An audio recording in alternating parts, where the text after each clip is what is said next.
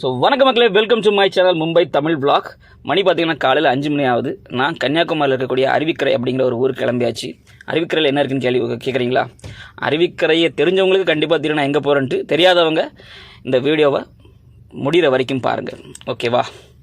வாங்க அப்படியே போகிற வழியே சில விஷயங்களை பற்றி பேசிக்கிட்டு போய்கிட்டே இருப்போம், ஓகேவா? வாங்க நண்பர்களே. ஸோ திருநெல்வேலியை பற்றி சொல்லணும் அப்படின்னா, களக்காடு, திருக்கணங்குடி, இந்த வள்ளியூர், விளக்கு, 5 கிராமம் வரைக்கும் நீங்கள் பார்த்தீங்கன்னா இந்த மாதிரி காத்தாடிகளை 2 பக்கம் நிறைய பார்க்கலாம். காத்தாடியை போட்டாங்க, விவசாயத்தை சோழி முடிச்சு விட்டாங்க. அதை நம்ம பேசக்கூடாது. சரி, ஓகே, வாங்க. இப்போ நம்ம எங்கே இருக்கோம் பார்த்தீங்கன்னா சுருளக்கோடுங்கிற ஒரு ஊர் தான். ஸோ ஒரு 15 கிலோமீட்டர் நாங்கள் பைக்கில் ட்ராவல் பண்ணி போய்கிட்டு இருக்கோம். 2 பக்கமும் ரப்பர் மரம் தாங்க. ஃபோட்டோஸில் பார்த்துருக்கேன், இன்றைக்கி தான் நேராக பார்க்குறேன். அந்த அளவுக்கு 2 பக்கமும் ரப்பர் தோட்டம் தாங்க. அங்கங்கே தென்னை மரம், வாழை மரம், இந்த மாதிரி விஷயங்களை பார்க்கலாம். காலையில் 7 to 8 மணிக்குள்ள இந்த இடத்துக்கு வந்தீங்கன்னா ஒரு வண்டோட சத்தம் இங்கே அப்படியே அவ்வளோ எக்கோ அடிக்க, அந்த சவுண்டு அந்த அளவுக்கு சத்தம் கொடுக்குதுங்க. அந்த கேட்குறதுக்கே அவ்வளோ ஒரு அழகாக இருக்குது. இந்த மாதிரி டைமில் இங்கே வந்தீங்கன்னா கிளைமேட்டும் வேறு லெவலுங்க. அந்த அளவுக்கு நீங்கள் என்ஜாய் பண்ணிட்டு போகலாம். ஸோ நீங்கள் கிளம்புறீங்கன்னா ஒரு 6, 7, 8 மணிக்குள்ளலாம் இங்கே இருக்குது பாருங்கள். இங்கே இருந்தீங்கன்னா அந்த எக்ஸ்பீரியன்ஸே உங்களுக்கு வந்து ஒரு வித்தியாசமாக இருக்கும். போகிற 2 பக்கமும் ரப்பர் மரம், அது இதுன்ட்டு வேறு லெவலில் இருக்குங்க. வந்துட்டோம். அருவிக்கரை ஊராட்சி, மாத்தூர், தொட்டிப்பாலம். ஆமாங்க, மாத்தூர் தொட்டிப்பாலத்தை தான் போய்கிட்டு இருக்கோம் நம்ம. இப்போ உள்ளே வந்தாச்சு. டிக்கெட் பார்த்தீங்கன்னா 5 ரூபா தான். நமக்கும் 5 ரூபா தான், பைக்குக்கும் 5 ரூபா தான். பார்க்கிங் வசதிகள்லாம் நிறைய இருக்குது. இந்த டைமில் வந்தீங்கன்னா கொஞ்சம் அமைதியாக, அதிகமாக கூட்டம் இல்லாமல் கொஞ்சம் நீங்கள் ரசித்து பார்த்துட்டு போகலாம். அதுக்கப்புறம் வந்தீங்கன்னா ஆஃப்டர் 9 வந்து கூட்டம் நிறைய வர ஆரம்பிச்சிருது. உள்ளே வந்துட்டோம். இதான் மாத்தூர் தொட்டிப்பாலம். வறட்சியதிக்கு 1962ஆம் ஆண்டு தமிழ்நாடு முதல்வராக இருந்த ஐயா காமராஜர் தொடங்கப்பட்ட இந்த பாலம் வந்து 69 வந்து முழுமையாக கட்டி முடிக்கப்பட்டது.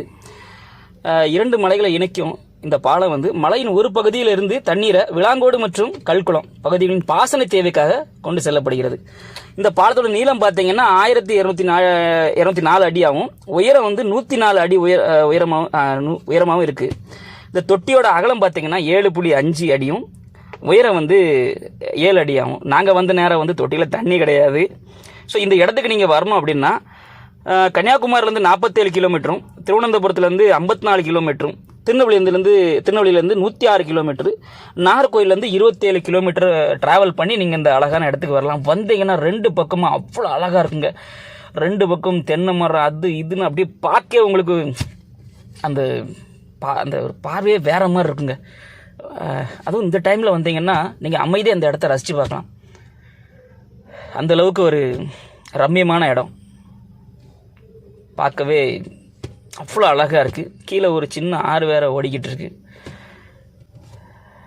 அப்படியே அந்த பாலத்தை கடந்து வந்தீங்கன்னா இந்த மாதிரி ஒரு இடத்துலேருந்து கீழே அப்படி இறங்குறதுக்காக ஒரு சின்ன ரவுண்டான மாதிரி அப்படி அழகாக பண்ணி வச்சுருக்காங்க. இங்கே இறங்கி வந்தீங்கன்னா கீழே சின்ன சின்ன கடைகள்லாம் இருக்குது. நிறைய அன்னாச்சி பழம் விற்கிறாங்க. அன்னாச்சி பழம் நிறைய விற்கிறாங்க.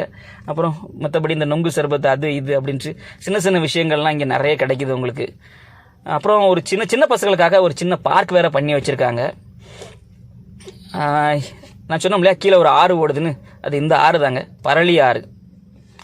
ஸோ இந்த வீடியோவை இதோட நான் முடிச்சுக்கிறேன். இந்த வீடியோ உங்களுக்கு பிடிச்சிருந்தால் சப்ஸ்கிரைப் பண்ணி, லைக் பண்ணி, கண்டிப்பாக அந்த பெல் பட்டனை மறக்காமல் அமைக்கி விட்டுருங்க, ஓகேங்களா? ஸோ இன்னொரு நல்ல வீடியோவோட நான் இன்னொரு நாள் சந்திக்கிறேன். அது வரைக்கும் வணக்கம் மக்களே.